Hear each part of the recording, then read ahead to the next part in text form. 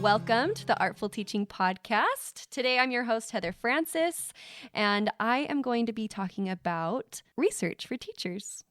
And this podcast was created specifically for participants in the Arts Integration Endorsement Program because they are assigned to complete a research project this semester.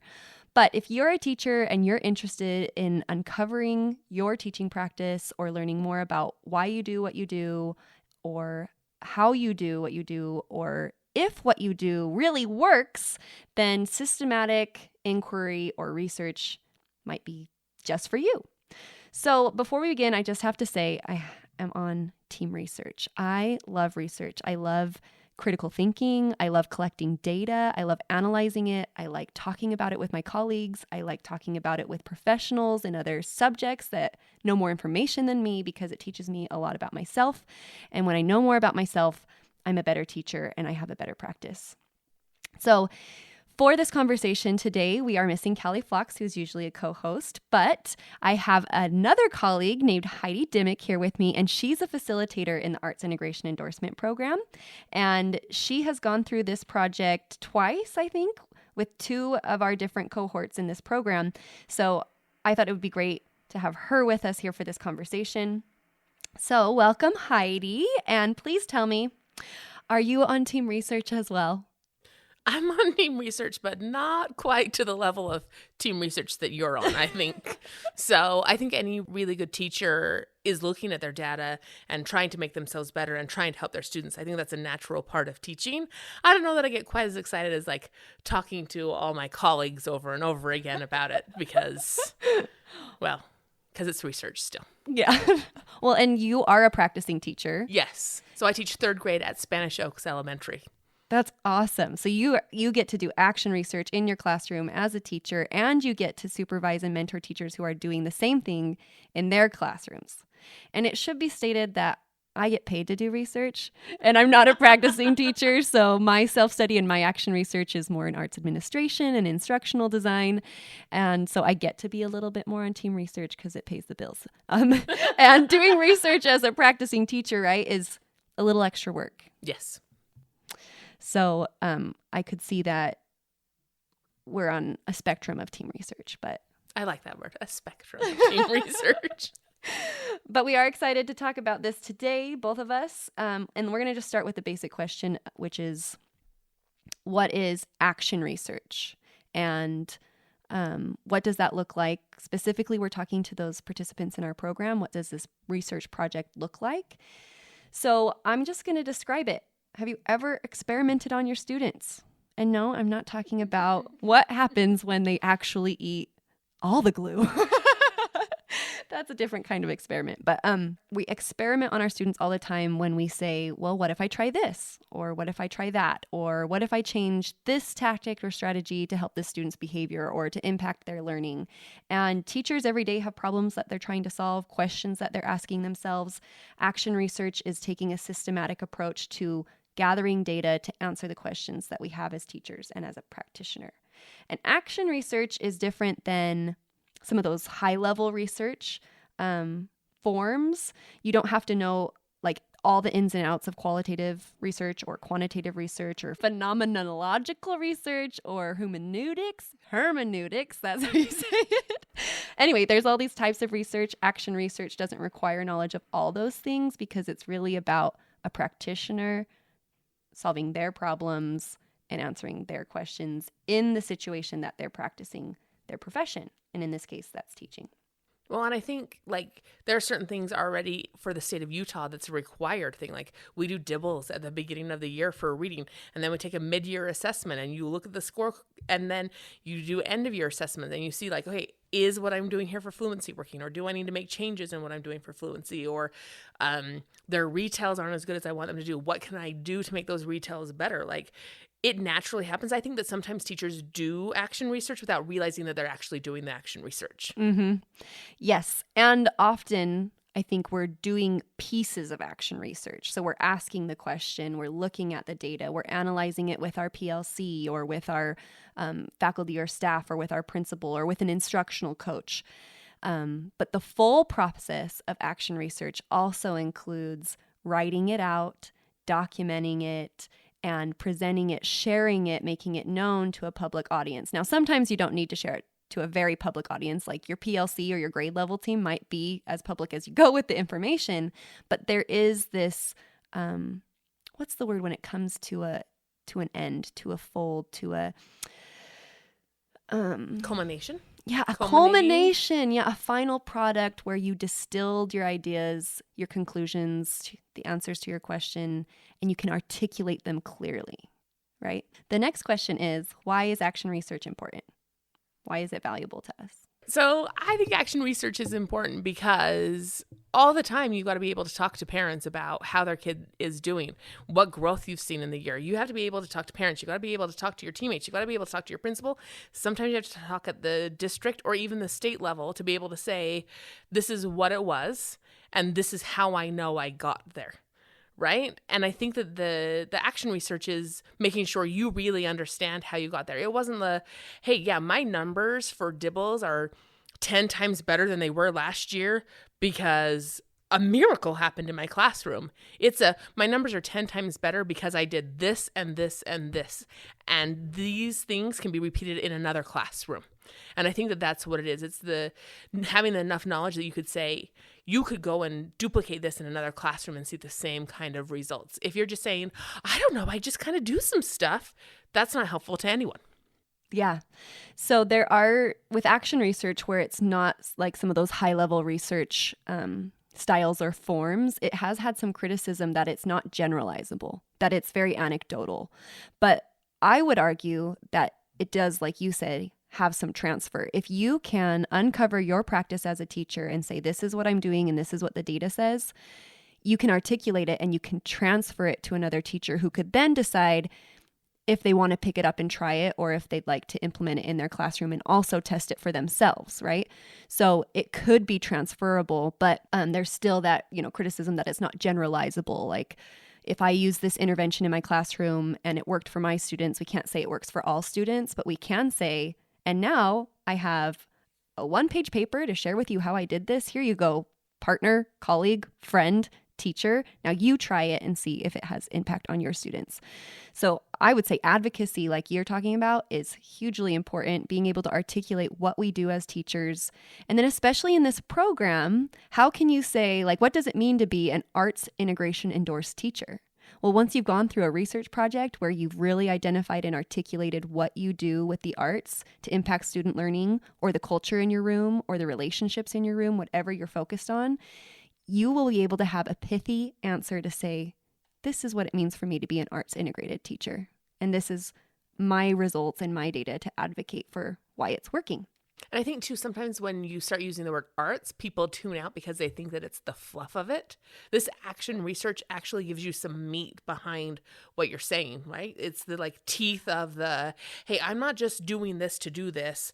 I do this. This is the results I had. These are the things I did to get myself there, so that it's not just a new principal coming in and saying, oh, you just are the art teacher. It's my teacher does art, and these are all of the things. Like my principal the other day, he came and he's like, now remind me again what you were teaching when you were doing this drawing project. Like he had remembered that I knew what I was teaching with all these visual art projects. And how powerful is that? So when a parent says something, my principal can be like, oh no, my teacher is doing art, and this is what's coming from it. That's a totally different conversation, I think, with parents and principals. Yes, I love it. Having the data and being able to say what happened and what the impact was is really important for advocacy. I also think that action research is important for our personal development along with that professional development. Do you have anything to say about that personal development? Well, I think that sometimes as teachers, we this will be my 18th year of teaching. So I've been teaching for a long time. And I think sometimes you get into kind of a rut of, oh, this is what I do. I just do this. Like I have interns or practicum students come and they're like, why are you doing that? And I'm like, because I know it works and I've done it for a long time. But our brains get into these ruts. This action research really can make you think about your thinking. Like, okay, I'm making this choice every day. Why am I making this choice?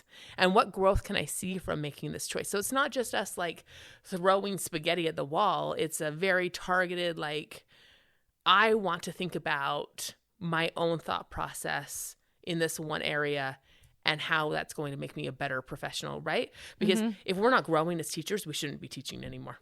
Yeah. And when you said rut, I was reading about the benefits of action research, and they used that term in this paper that I read. They said, action research helps teachers identify problems and issues systematically, and it helps them see that it's possible to break a rut.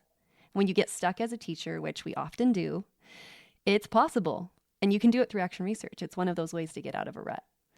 Some of the other benefits that they described were that action research can be done by almost any professional in any type of school. It can be done to improve your practice, your educational practice, and to develop more effective ways to practice, to like improve your craft. And it can help build a small community of research-oriented individuals within a community. And I think that's important. That's something that our Arts Integration Endorsement Program does, and that I saw as a result of doing these research projects in the past, that after people have had a critical friend helping them find their blind spots, and then they've presented their research, that kind of culminating research project really builds community. Are we going to talk about critical friends? Is that one of the questions? Oh, yeah. We're going to talk about critical friends, because that's part of the question of how do we do action research? So why don't you tell us about the critical friend? All right. So the critical friend is someone who, for our program, will read through your paper or watch your video of what you are writing and reflecting about, and then reflect back on your reflections and your thought process. Now, when we first heard the idea of critical friends, I'm not going to lie, I freaked out, right? Because we live in a society that critical is bad. Like, if someone's being critical of you, like, that's not a good feeling, right? If you're in critical care, that's not a good thing, right? And so you use this word critical, and I think people's their hunches automatically go up, like, oh no, what am I going to do, right? But I think critical, we need to think of critical when we think of it as important. Like, this is my really important friend who is going to give me feedback to help me to be better, right? And so there's kind of a level of trust that has to be there for the critical friend to really, really work. That's why good PLCs are really good PLCs. Really good PLCs are critical friends of each other. You know, you bring your scores to the table, and then you talk about it, and you analyze together what it is, and they question you like, hey, we see you're doing something awesome. We want to know and understand why. So we're going to ask these questions. And I am blessed to be on a really good team right now, a really good PLC team. Sometimes I'll ask questions. I'll be like, I don't know. I'll come back next week with an answer, right? Because sometimes I have to think through what it is they're asking, and then we can get deeper in the conversation. That's what the critical friend is for our program, is really let me help you dive deeper into your thinking. And have you thought about this? And what about this? It's really asking really good questions, right? Good teachers are good questioners. That's what you're doing with your critical friend, asking them deeper level thinking questions so that they can really dive into why they're doing what they're doing. Yes. And I think it's interesting that as teachers, we do get a little guarded when we talk about having a critical friend, because we are that for our students. And I've heard it called a warm demander, where you have high expectations, but you're very warm and nurturing and encouraging. And that's what a critical friend is. You have high expectations because you just believe with all your heart that your friend is going to be the best teacher that they can be through this process. And in order for them to be the best teacher they can be, they need you to think critically, to think deeply, and to ask those reflective questions. And sometimes they're not that deep of a question. Sometimes it's just, tell me more. Like, you go deeper while I ask a very surface level question, right? That's because really true. I think it's hard personally to go deep into reflection, because I get exhausted asking myself questions, or I get lost in my train of thought and I don't know if I'm on the surface or if I'm deep, but I'm definitely complicated. And a critical friend can say, this way's up, that way's down, here's your path. And they can also check your blind spots. So sometimes you might have a question like, am I really doing what I say I'm doing? If I believe this, if I believe I'm a warm demander, am I really behaving that way as a teacher? And you might look just for evidence that supports that, yes, gold star, I am a warm demander and I'm doing what I said I'm doing. A critical friend might actually be able to point out some of the non-examples when you are like a cold, insert a different word than demander. Pushover. You're a cold pushover actually in this way or in this scenario. And getting that kind of feedback will be critical to improve. And it might feel critical because it's saying you can reach a higher standard. So there could be some emotions in the action research process, the research project, but they're the same emotions that come with learning. And when you have a critical friend or a warm demander or a friend there that's really supposed to be the friend, you can have that cushion, encouragement, and nourishment along the path so that the emotions don't get too big that you can't handle them or you don't feel supported. Well, I think the nice thing with our program too is you're each other's critical friend. So it's not just one person is getting it. It's you're giving and receiving with each other. There's a partnership that comes. It's totally reciprocal. Yeah. Heidi, I love being critical friends. You're one of my favorite ones. I know you love it when I send an email like, I need a critical friend here. Read all my journal entries and help me make sense of what I'm saying. It's like one of my favorite things. I'm really good at flagging emails like, later. But when I get yours, I'm like, now. Because it's so fun and I love the way you think and it feels very reciprocal. But we now have years of relationship and this like critical friend pattern happening. And if you were doing a master's thesis, you would probably spend a couple of semesters working with a professor and a critical friend and other professionals to do a project like this. We're only doing a research project in our program for one semester. So these are almost mini action research projects because we're not going to spend months on them. So it'll be a little bit of a taste. And that's for any of you who are not on team research who are like, oh man, this semester is going to be a big labor of love. We're going to try and make it manageable.